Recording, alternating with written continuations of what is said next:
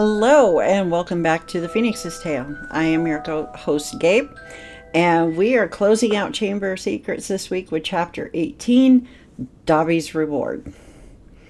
So let's get to the recap before we get to our discussion. Dobby is free! I love Dobby. Anyway, now that I got that out of my system. Harry, Ron, Ginny, and Professor Lockhart return safely from the Chamber of Secrets, bringing closure to a very long and dangerous mystery. Lucius Malfoy faces consequences for his role in all of that, and Harry cleverly frees Dobby, the house elf, by tricking Lucius Malfoy into giving Dobby a sock. Because, as we know, house elves can only be freed when they are presented with clothes. Harry and Ron both receive awards for special services to the school and a whopping 400 points for Gryffindor. Combined, they each got 200 points, thus giving Gryffindor another House Cup win on the heels of last year's epic win. Everyone is returning to normal, and Hagrid returns from Azkaban. And we close the chapter with Harry heading back to the Dursleys for what he is hoping to be a much better summer than the last one. So, this week, I am connected to Dobby's newfound freedom and how that connects to my life currently. I'm going to be focusing on my life currently, yes, but it is my excitement over Dobby's freedom that is really driving this discussion this week. So, as I've mentioned frequently, my current circumstances have left me feeling like Michigan has become my prison and my mother's house here has become my prison cell. And let me tell you, the overwhelming pain of wanting to be free to do what I want, when I want, live my life how I want, living where I want, all of those things becomes so intolerable. It has become, I don't know honestly how I have managed to shed the weight of that pain of wanting my life to be vastly different from what it is. But this discussion this week will give you a clue as to how that happened. I've been living under these circumstances fully since September of 2014 when I lost my job because of the PTSD. In fact, I didn't even know it was PTSD when I lost my job. All I knew was that something was seriously wrong with me and that it wasn't depression, anxiety, or a nervous breakdown.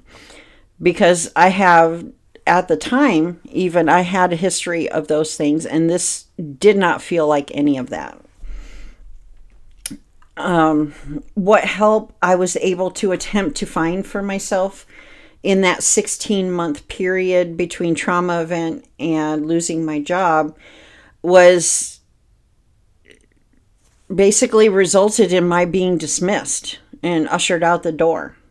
So I never got an answer. I was just given a prescription and shoot, go away.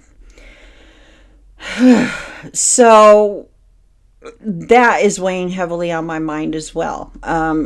It's not just the lack of help and the lack of emotional support with my very small social circle, my son, my mom, my brother. It was the people who should have been able to help that didn't, and they weren't even bothered to help. So feeling a bit frustrated with mental health services where I live here in Michigan, but we're going to circle around to that real quick. But things have been quite interesting for me over the last couple of months, ever since I got off track this last time with my podcast and my social media work. And it does touch directly on the sense of imprisonment that I have felt for years now. So let's dive into that, because it was in working through that particular trigger I haven't been able to identify that trigger, to be perfectly honest, but in working through that particular trigger, I have been able to shift some things for myself and to gain some genuine healing. So let's start with, I'm going to lay out a number of the key events. I'm not going to go into detail because there has been a lot happening for me behind the scenes. And it's all things of this nature of what I'm going to be talking about here. So I'm going to give you some of the key ones to give you a decent understanding of how I managed to shift my mindset here and get some healing. So we are going to start with someone that I have been spiritually, divinely, energetically, whatever you want to call it, connected to for a couple of years now. It does not matter who this person is. It's about this weird connection that I have felt from the very beginning. What I initially thought after the first week or two of following this person on social media was a crush. I thought, oh great, here we go again. And that I just had to write it out and deal with that emotional roller coaster. But after another week or two, I realized that this was something completely different. And this was something that I absolutely have never experienced before in my life. So, let's get into a little detail. As I said, I followed them on social media for about a year and a half before getting a sign from the universe. You can call it God, you can call it divine source, you can call it spirit, whatever you want to call it. I prefer universe. That it was time to disconnect because the connection did what it was supposed to do. I couldn't see it. I didn't know what it was or what it meant, but it just, in that moment, it was like, okay, it's time to disconnect. So I did. I unfollowed them and deleted all of the saved posts that I had on my profile. Anything having to do with this person, I got rid of. I unsaved it from my favorites list. I unfollowed them. I did everything.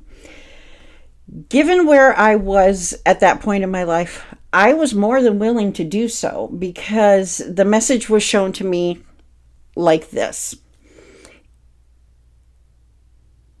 If I want to actually meet this person in real life, get to know them, and see what happens, is any sort of relationship going to happen? And if so, is it going to be platonic, romantic, possibly a professional connection of some kind?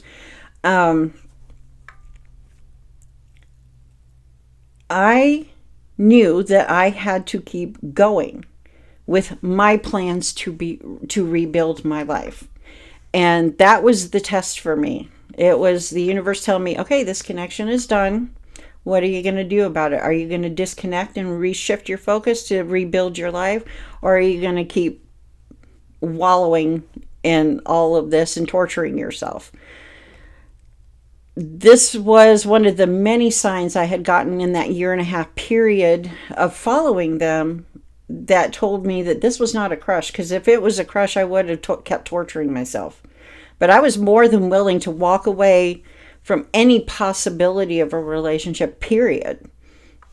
I walked away. It's entirely possible. I just shut the door on ever meeting them, ever getting to know them, ever finding out what could potentially happen, because shifting my focus back to rebuilding my life was a lot more important to me than a potential future relationship of some kind.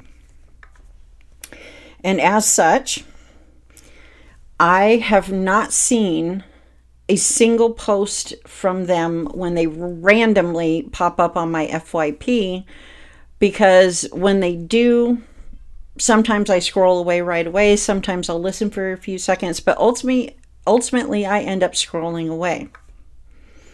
And that went on for about 5 or 6 months until the one post that I have seen in its entirety landed a couple weeks before Christmas. What's interesting was that when that post randomly popped up on my FYP, I initially scrolled away because it just, whatever. I hadn't felt compelled to stay and listen, which was true for any other post that randomly popped up once I unfollowed. So after I scrolled away, I heard in my mind and felt in my body, Gabe, you might want to go back and watch that post. And in fact, I was sitting here in my recliner thinking, and I said aloud to my empty living room, I don't want to. And no, you need to go back and watch this. And so I did, and I'm glad I did. In the interest of time, I am not going to recall the entire post. But what is important here is that for the first time since I disconnected, I saw that the connection is, in fact, still there. It didn't disconnect over the summer when I unfollowed and did all the things. It's on the back burner for now because I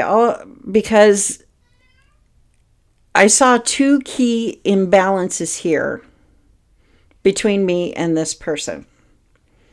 The first one is obvious. They're secure in their material life, living where they want, earning an income the way they want, all of the things.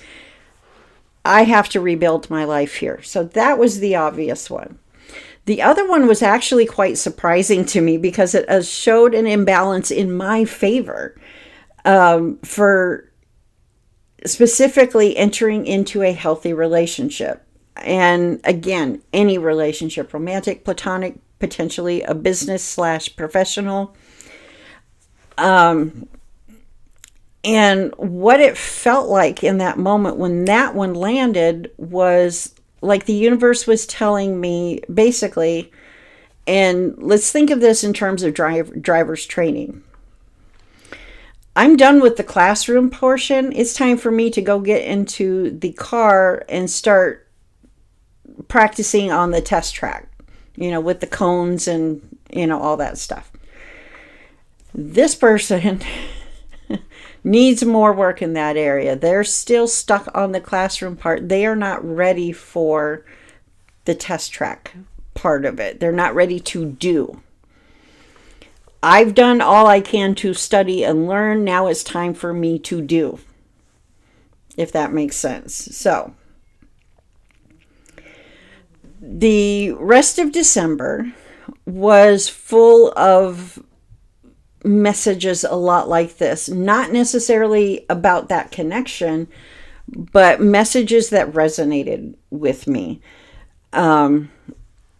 such that in leaning into these messages and getting these little moments of insight, I was taking these baby steps forward, just following the excitement of what all of these messages were showing me. Again, none of the rest of the messages throughout the month of December had anything to do with the connection, but rather other aspects of my life. So, for example, just a couple days after that imbalances post that I saw from my person I'm divinely connected to right now, I was watching my favorite Reiki healer. Her name is Willow. And she was doing a live on TikTok. And when she does those lives, she opens up her list of services so that we can pay for, and right there on her live, get, whatever healing session we need. I opted for an intuitive Reiki session. And I'm glad I did that because let me tell you, she nailed it. She nailed it. The first thing she mentioned that she saw was this huge block on my throat chakra, which has to do with, speaking our truth. And to me, that explained why I was struggling so hard coming up with things to talk about on social media. Because as you might imagine, if you've been following along and hearing parts of my story, I've talked about this a lot. My day-to-day existence is really fucking boring. And not a lot of content that I can pull out of that and talk about. But what she said, I thought was really interesting, especially what happened after. And I'll circle back to that. But her wording on that was that I have been getting a lot of downloads, but I didn't know what to do with them. She did recommend journaling, but for me, my immediate thought when she said that was, that's why I'm struggling so much on social media. She also told me in the beginning that as she's kind of tapping into my energy on this reading, is that she could see a lot of stress and chaos surrounding my energy, or my aura, if you will.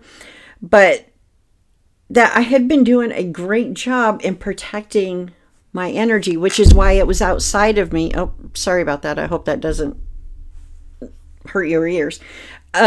Which is why it was outside of me rather than I was carrying it myself. And it's been a couple years now. It really started taking hold when I started doing tarot in the first place. I talk about this in another episode, but really quick, I was at a point in early 2024 when I needed to find something, A, that was fun for me to do that didn't cost any money, and B, could potentially help me. Specifically help me cut through the clutter and noise of my autistic brain to figure out exactly what it is I want, because I didn't really have a clear idea of what I wanted my life to look like. I just knew that this was my last shot given my current circumstances and everything I've been through in the last 13 years with the PTSD.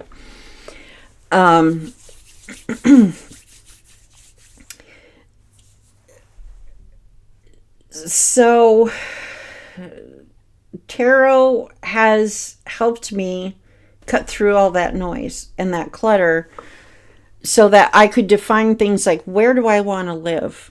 What kind of car do I want to drive when I get the money together? What other things do I want to do for myself to improve myself in some way?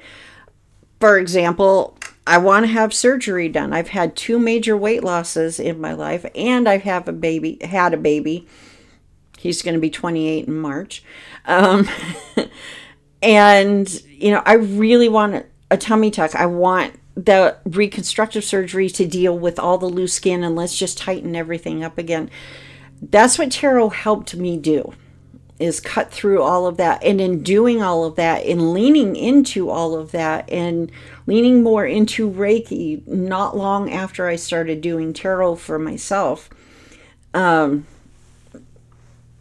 was in essence protecting my energy, going back to what she said about seeing the stress and chaos outside of me now instead of my carrying it. So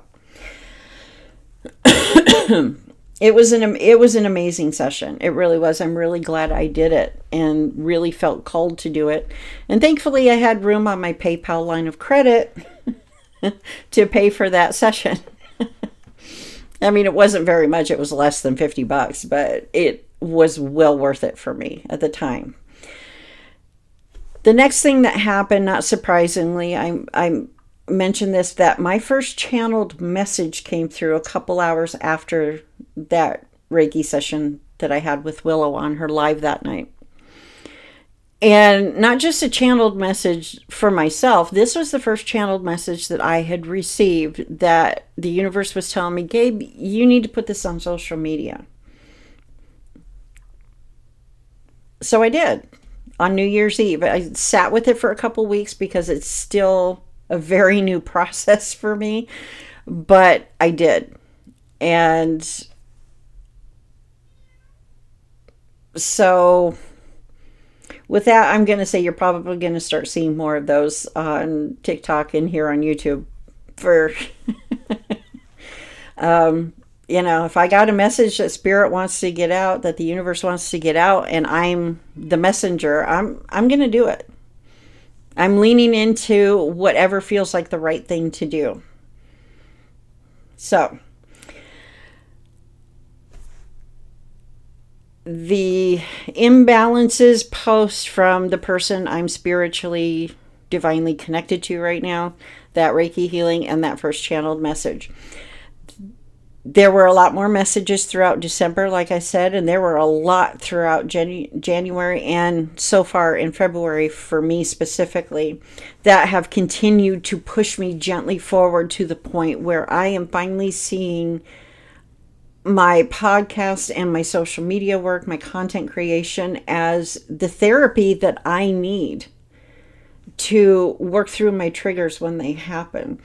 Which is why over the last almost a week now, since I recommitted to all of this, decided that I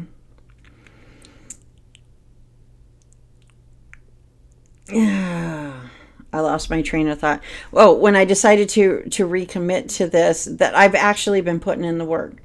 But I'm not pushing myself to do it. That's been the key thing. I would do this constant cycle of doubting myself and then not getting work done, and then I feel guilty about it, and when am I going to just feel like, can I just do the work without all of this mental BS going on?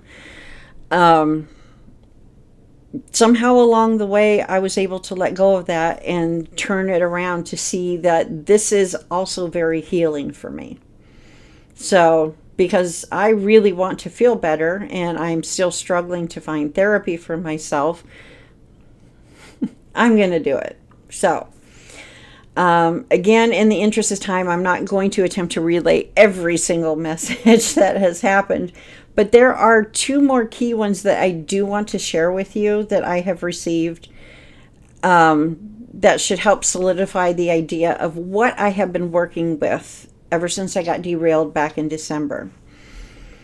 The first actually started in December on the heels of that Reiki session with Willow and that first channeled message coming through. And it was an idea specifically for social media to get myself out of that, what do I talk about on social media, and into, oh, I've got things to talk about now, so let's do those.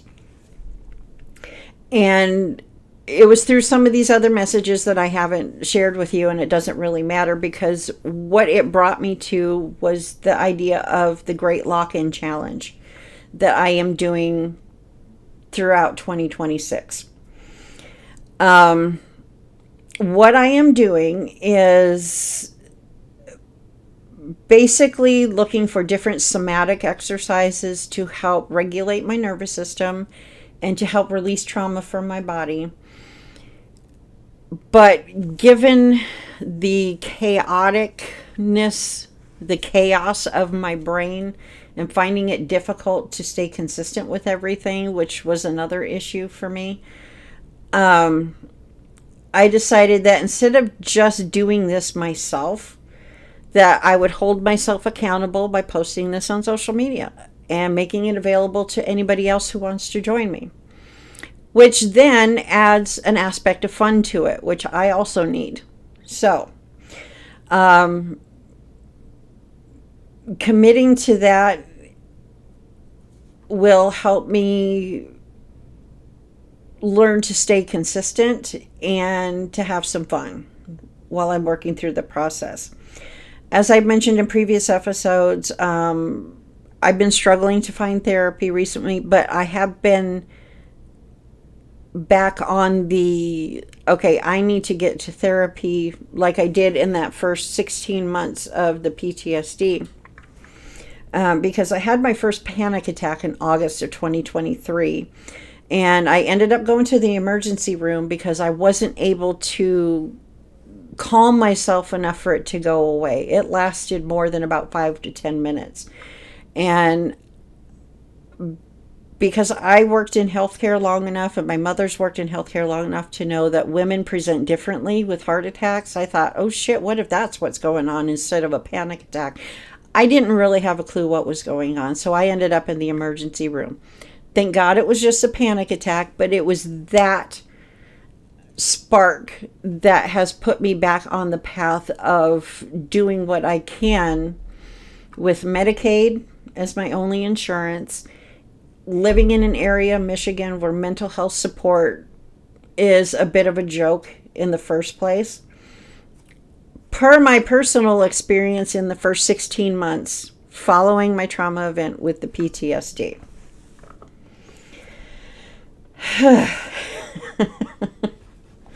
So, yeah, I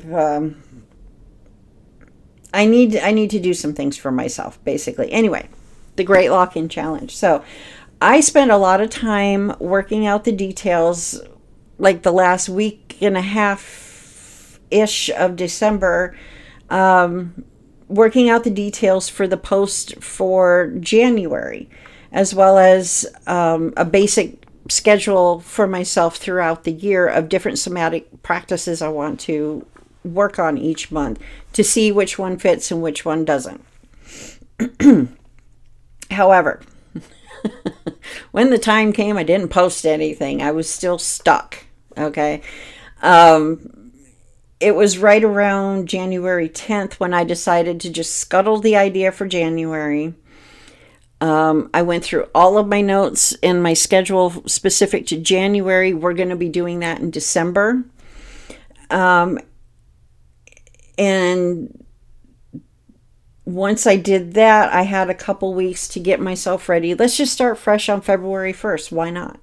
Okay, I can cut out one of those somatic practices I want to try for the month that I can tell you right now probably wouldn't work for me. So, okay, no big deal. You know, we'll do 11 months of this instead of 12 months of this. But that also became an issue for me because I faced the same issue for January's challenge. However,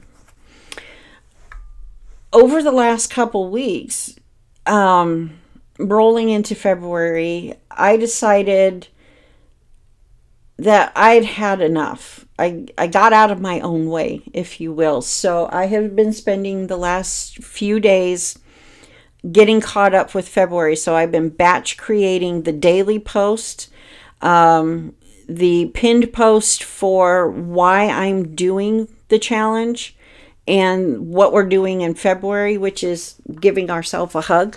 We're doing self-hugs in February. I got that posted and pinned both on YouTube and TikTok.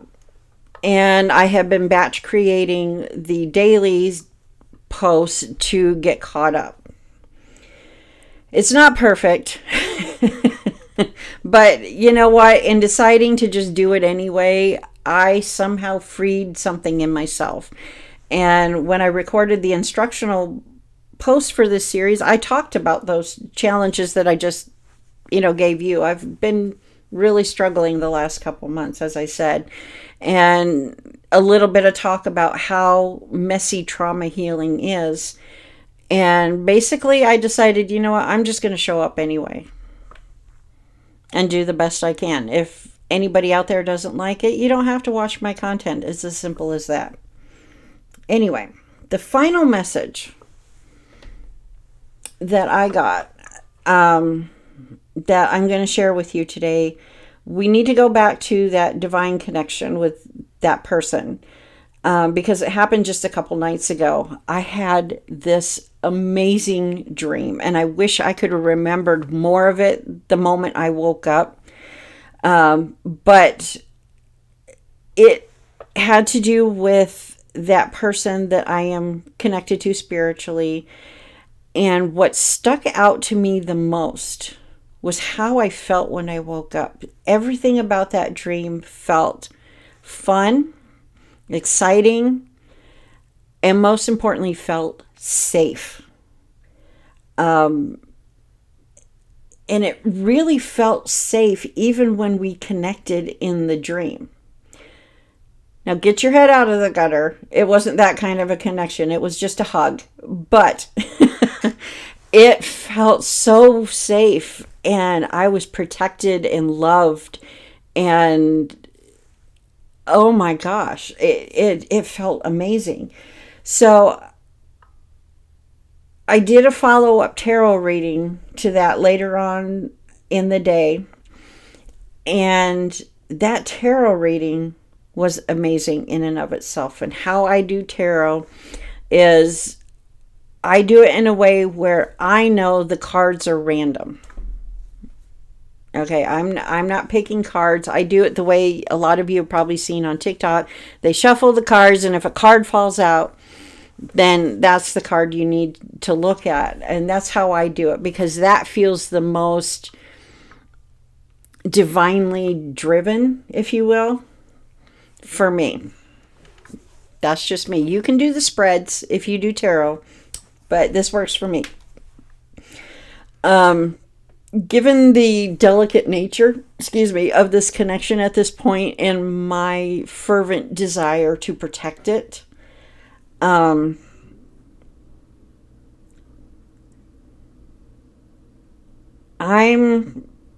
not going to go into much more detail about that dream. The hug was amazing, but nor am I going to go into detail about the reading, but I do want to say this. I have learned what it truly means to surrender and trust divine timing, as well as gaining some serious mindset shifts. So just like Dobby, somehow all of these, and these were not the only ones. Like I say, these have been happening pretty much, not quite on a daily basis, but I would say easily on an every other day basis for the last 2 months.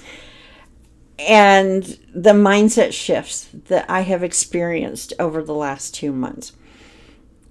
If the last 2 months happened any differently, I would not be sitting here recording this episode right now. Let's just put it that way. So, just like Dobby, the house elf, Gabe is free. Yes, I do have a lot of work to get, not just get caught up with my great lock-in challenge for February, the self-hug challenge we're doing, and with this podcast. I still need to flesh out routines for myself with content creation on a bigger scale, meaning there's going to be more on social media I'll start talking about and sharing on social media, as well as for this podcast, so that I stay on top of everything the way I want. But the other areas of my life that I want to improve, I've been doing very well over the last month, getting at least one workout in a week. I spent several months not doing anything. I wasn't going for my walks. I wasn't turning on my Beachbody On Demand workouts. And I celebrate that small win. It's like, at least I did one this week. At least I did one this week. At least I did 2 this week. But I want to get back to being able to do that every day. And there's a couple other areas where I want to settle into a routine. As somebody who is autistic, I don't do habits. I do routines. I know the distinction is probably lost on a lot of you, but for me, it's a very important distinction. So we'll just leave it at that. So yes, I do have a long way to go because I am just getting started. But let me tell you that the way everything landed over the last couple months, this has genuinely been the best that I have felt about myself, about being able to rebuild my life, about everything, pretty much. This is the best I have felt in 13 years. And on that note, we come to the end of the Chamber of Secrets. Yes, I want to thank all of you for your patience over the last couple months while I was off track, because ever since I started this podcast on May 21st, 2025, I've done my waiting, 12 years in Azkaban. We'll talk about that a little bit more next week. As well as your continued patience, I want to thank you for that.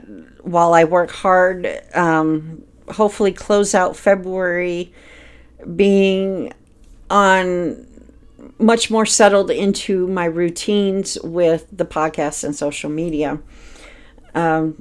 So hopefully I can get to a point by the end of the month where I'm a bit more consistent with everything I want to be consistent on. So until next, not until next week.